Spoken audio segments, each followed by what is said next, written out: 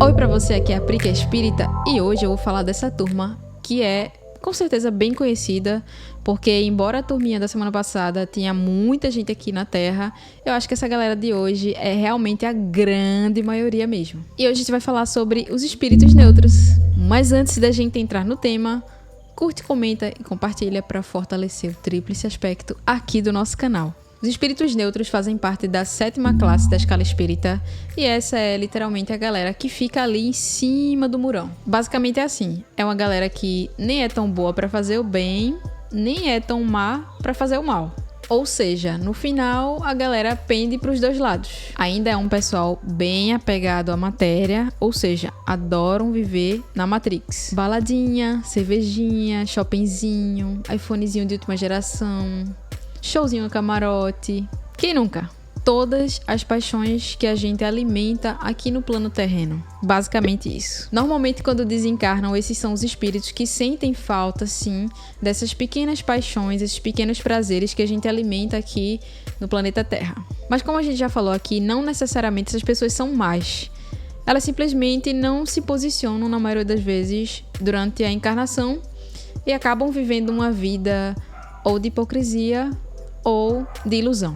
E aqui, de cultura pop, a gente vai trazer hoje o Rabicho, lá do Harry Potter, que é exatamente esse cara, que nem é bom, nem é mal. Basicamente, ele passou a história inteira sem se posicionar. Agora, o lado ruim de não ter um posicionamento firme, como é o caso do Rabicho, é que é muito mais fácil de você se deixar manipular por pessoas que querem usufruir justamente dessa sua característica. E é justamente esse o caso de Rabicho e também de Draco Malfoy. O Draco adorava pagar de pleiba, rico, poderoso, filho de um cara altamente influente no Ministério da Magia.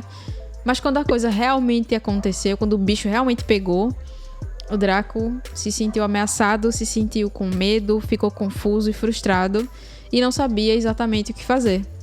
Até que no último filme, eu acho, na última história, né, no último livro, ele e a família dele fogem com medo do que poderia acontecer com eles. E na verdade o que acontece com o Draco é que ele é obrigado a assumir uma posição na escola justamente por conta da hipocrisia do pai dele, né? Ele acaba tendo que sustentar essa aparência de ser um cara topzera, um homenzão topzera, justamente porque era a expectativa que o pai dele tinha dele.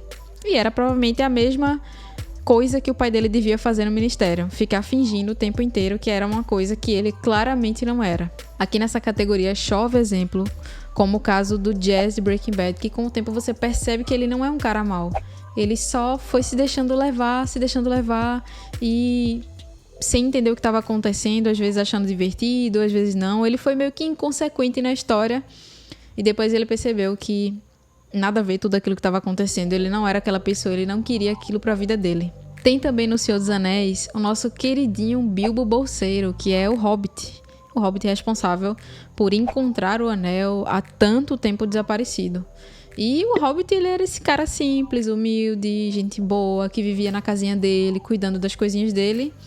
Até que de repente ele é convidado a participar dessa grande aventura e ele vai embora nessa jornada ainda com muitos medos. E aos poucos ele descobre um lado dele que nem ele mesmo sabia que existia. Descobre o anel, né? Se vê de posse desse anel. E aí as coisas começam a acontecer. Ele começa a ver um outro lado também dele que ele ainda não conhecia, né? De posse do anel, ele não consegue mais imaginar a vida dele sem esse anel, né? Sem o sentimento de grandeza que ele sentia, que ele tinha quando ele colocava o anel no dedo, por exemplo.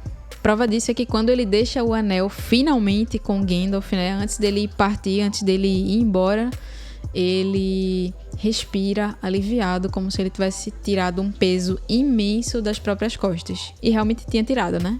E aí, agora eu quero saber de vocês.